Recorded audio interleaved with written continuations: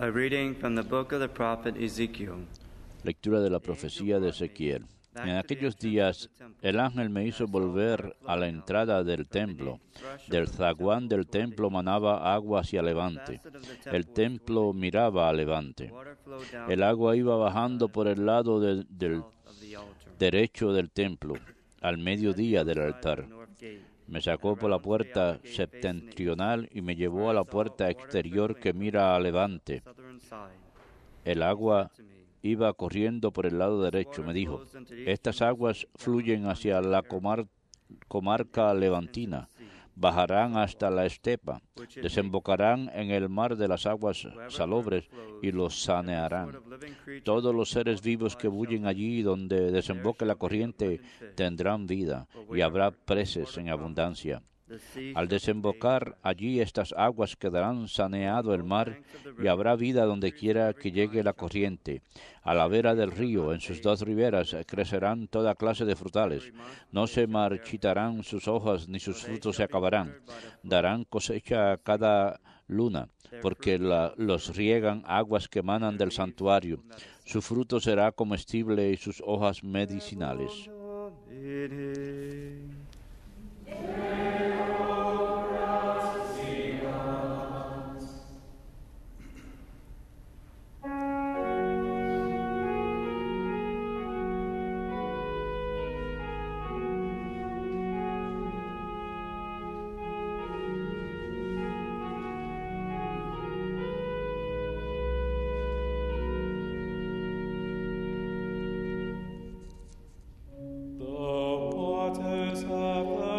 El correr de las acequias alegra la ciudad de Dios, el Altísimo consagra su morada.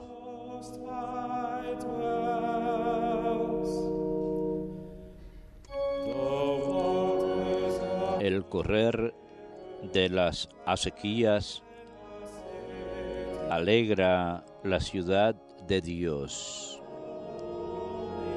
El Altísimo consagra su morada. Dios es nuestro refugio y nuestra fuerza, poderoso defensor en el peligro. Por eso no tememos aunque tiemble la tierra y los montes se desplomen en el mar. El correr de las acequias alegra la ciudad de Dios. El Altísimo consagra su morada.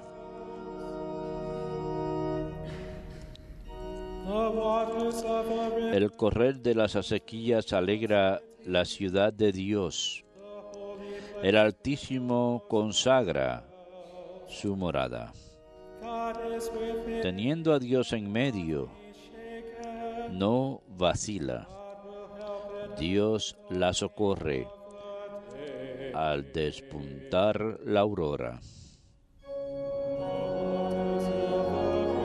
El correr de las acequias alegra la ciudad de Dios.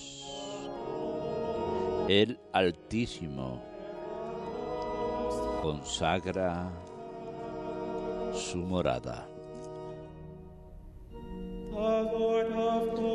El Señor de los ejércitos está con nosotros. Nuestro alcázar es el Dios de Jacob. Vengan a ver las obras del Señor, las maravillas que hace en la tierra.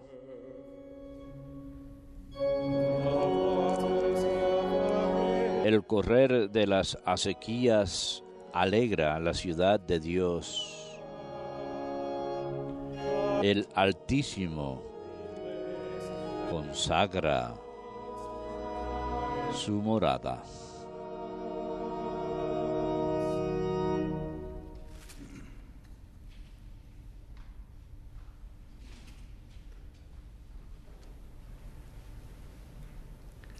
A reading from the first letter Lectura de la primera carta del apóstol San Pablo a los Corintios. Hermanos, You are God's building. son edificio de Dios, conforme al don que Dios me ha dado. Yo, como hábil arquitecto, coloqué el cimiento, otro levanta el edificio. Mire cada uno cómo construye.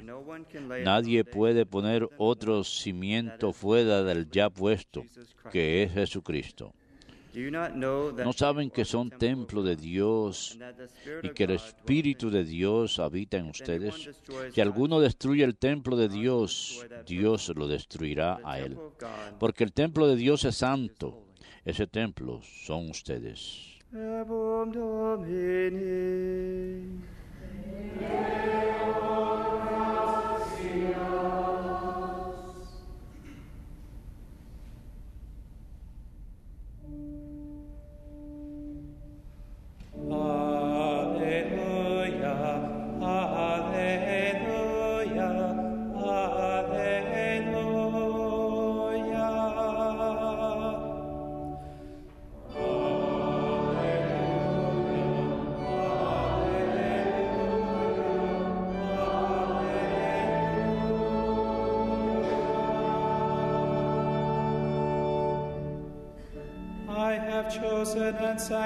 Elijo y consagro este templo, dice el Señor, para que esté en él mi nombre eternamente.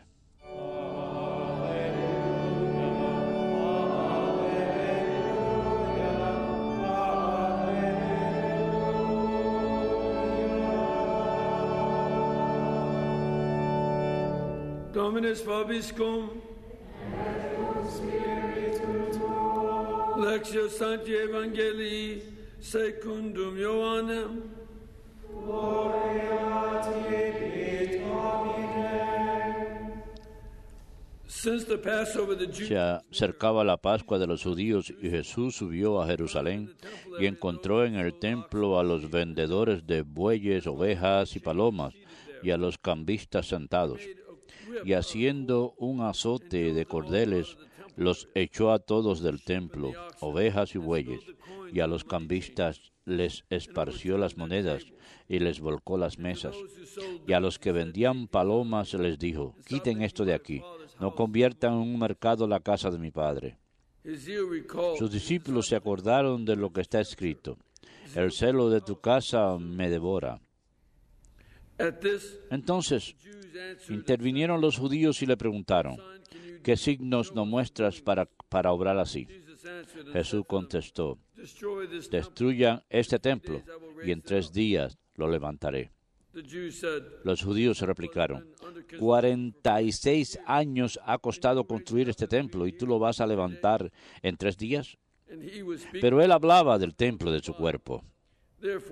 Y cuando resucitó de entre los muertos, los discípulos se acordaron de que lo que había dicho y dieron fe a la Escritura y a la palabra que había dicho Jesús.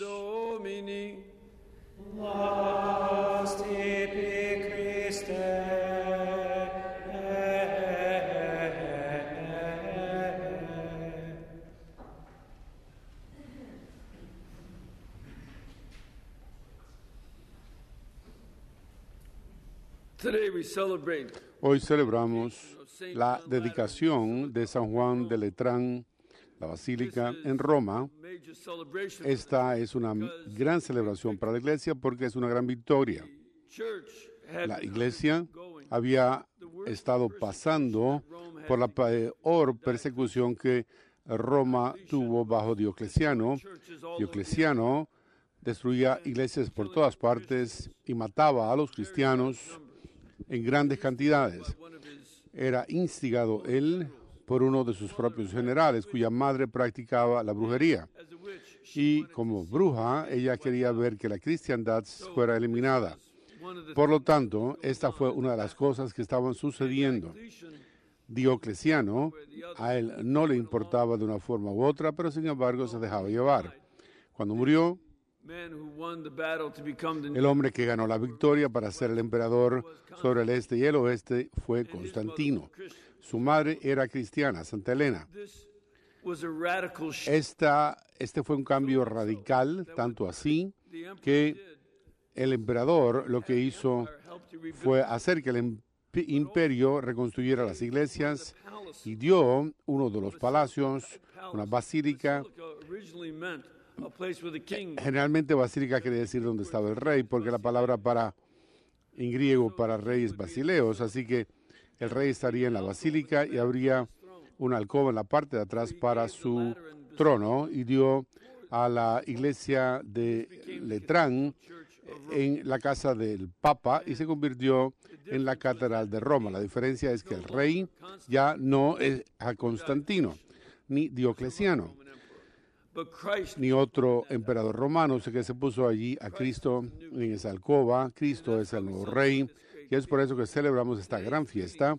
Y las lecturas del día de hoy nos mencionan 3 aspectos de lo que significa tener este templo. Por una parte, vemos en el Evangelio a Jesús que está limpiando el templo en un año de jubileo, el año como el año 27 más o menos después de Cristo, y él comienza allí sus años públicos, porque dicen que pasaron 46 años en construir y empezó en el año 19, así que eso sería en el año 27. Esto también acaba siendo uno de los años de jubileo, porque habían comenzado a construir 4 años antes del anterior jubileo. Así que podemos tener un sentido de lo que estaba sucediendo ahí. Él se declara a sí mismo ser aquel que sería el nuevo templo. Él va a ser el enfoque de la adoración. Esto es algo asombroso. Siempre mostró respeto él por el templo judío. Recuerden que según San Lucas quería estar en la casa de su padre. Él iba y adoraba en el templo y enseñaba en el templo. Sin embargo, también sabía que él mismo personalmente sería aquel que reemplazaría esto. El templo en el judaísmo es el único lugar en que los sacrificios podían celebrarse. No se podía celebrar un sacrificio en ningún otro lugar en el mundo entero. Ese es el lugar. Ahora, Cristo va a ser el nuevo templo. Pero no será como los templos de Jerusalén, un lugar que está fijo geográficamente. Cristo es el nuevo templo en que ofrecemos sacrificios, porque Él no es solo el templo, también es el sumo sacerdote, es también a quien se le celebran los sacrificios. Todo esto es Cristo. Por lo tanto, donde quiera y cuando querramos ofrecer a Cristo, ofrecemos este sacrificio de su cuerpo y de su sangre, porque es Él ese templo, y esto va a ser algo clave. La iglesia no tiene tan solo a San Juan de Letrán como única iglesia en el mundo. Y es por eso que es la Catedral de Roma, donde el Papa reina como obispo de Roma. San Pedro es una basílica también, pero no es la catedral. San Juan de Letrán lo es. San Juan Evangelista y San Juan Bautista también están allí. Esto es algo que es solamente un lugar en que podemos construir templos, iglesias, por todas partes, porque Cristo va a estar presente en cada una de ellas. Él va a ser el rey en el centro y en punto de concentración de toda nuestra atención.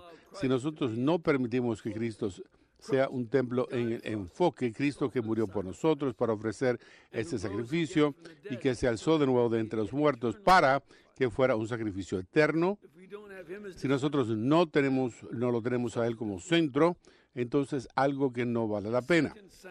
Un segundo sentido del templo es cuando San Pablo nos enseña a nosotros en la primera carta de los Corintios que nosotros también, la iglesia, formemos ese templo. Nosotros lo formamos, no es solamente en un edificio, sino que es donde quiera que la comunidad religiosa se encuentre. Hemos visto a lo largo de los siglos, en lo peor de todo es durante el siglo XX, ha sido lo peor, en que la iglesia tuvo que reunirse en muchos distintos lugares, además de en edificios designados como iglesias. cuántas veces los sacerdotes ofrecieron la Santa Misa en campamentos de prisioneros bajo los chinos comunistas, los nazis, los comunistas de la Unión Soviética, a veces fomentando y criando las uvas para ofrecer el vino. Pero grandes sacrificios tuvieron lugar, y a pesar de que no tenían un solo sacerdote y que su madre fue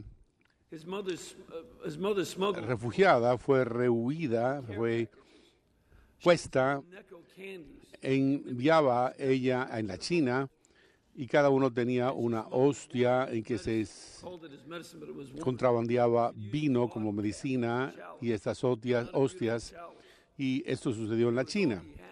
Pero era todo lo que él tenía, y es uno de los cálices mejores del mundo porque ofrecía misa para poder dar comunión a los otros prisioneros, partiendo la hostia en la menor de las fracciones. Y así es que ahí es donde estaba la iglesia, entre esa gente en esa prisión en la China.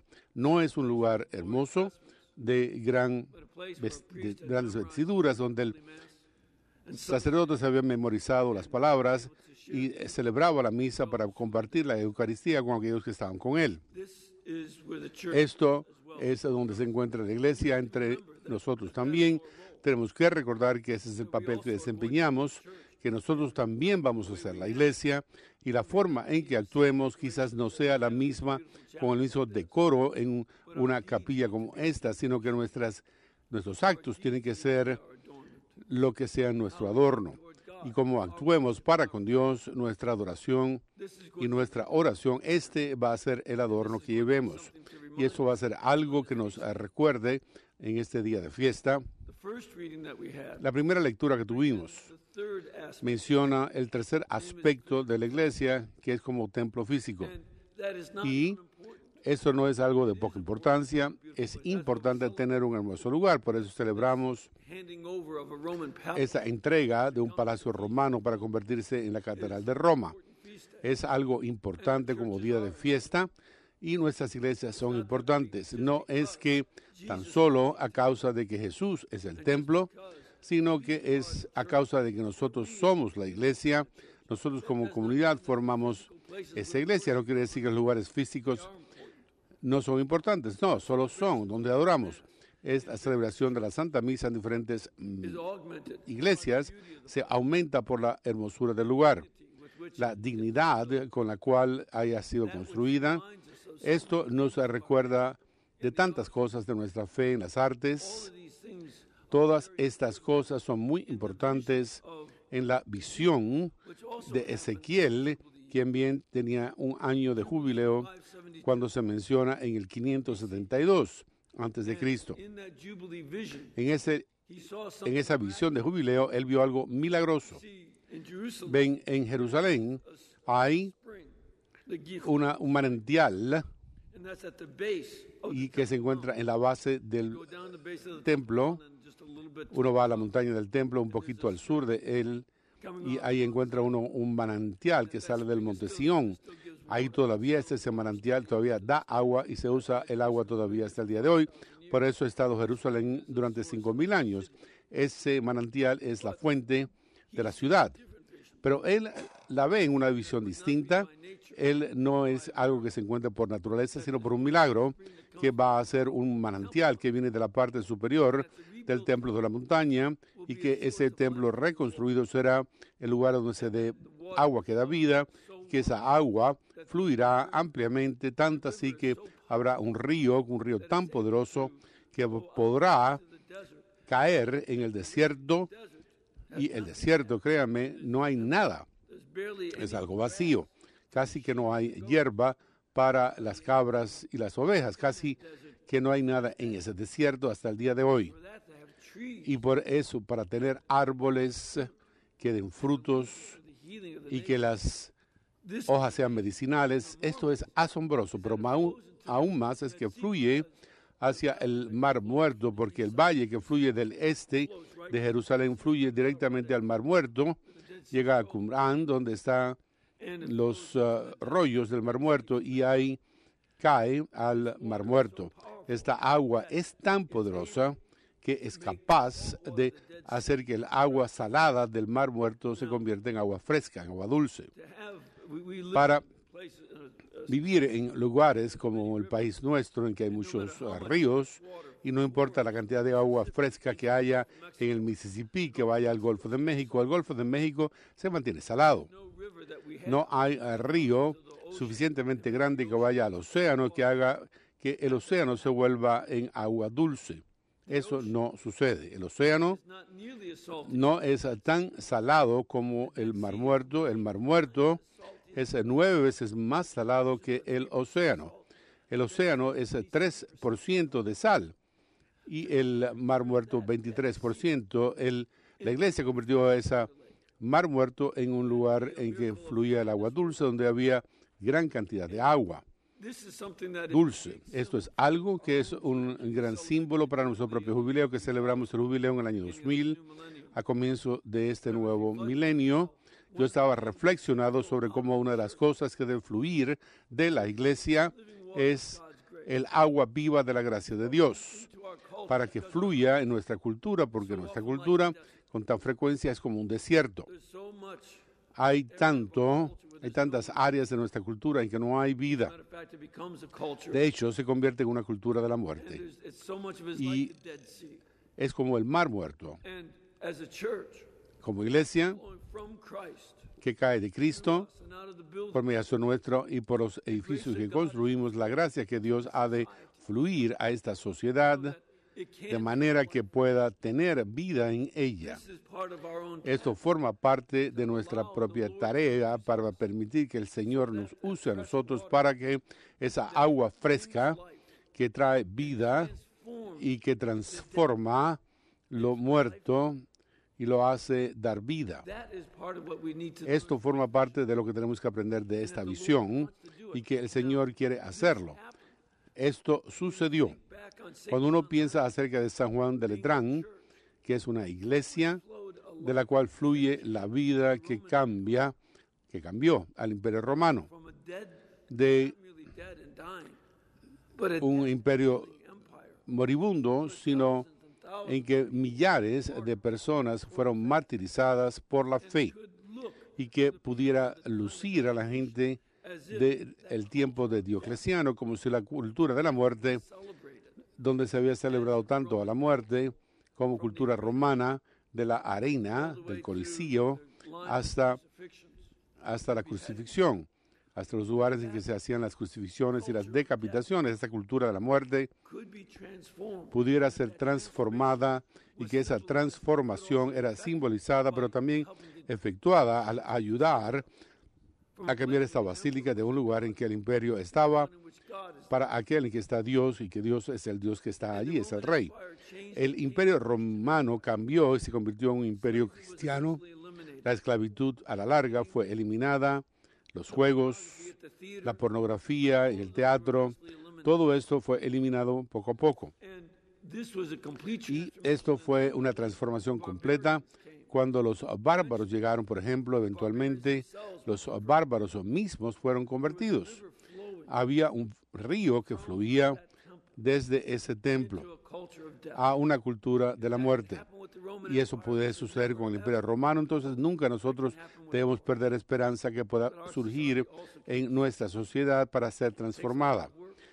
Necesita uno mucho trabajo, mucha disposición de parte de uno para estar al servicio de Cristo, el que es el templo, para permitirle que nos use a nosotros, para tener esa agua que da vida, para que fluya a la sociedad y traiga vida consigo. Esta es la tarea que tenemos cuando celebramos esta fiesta de la dedicación de San Juan de Letrán.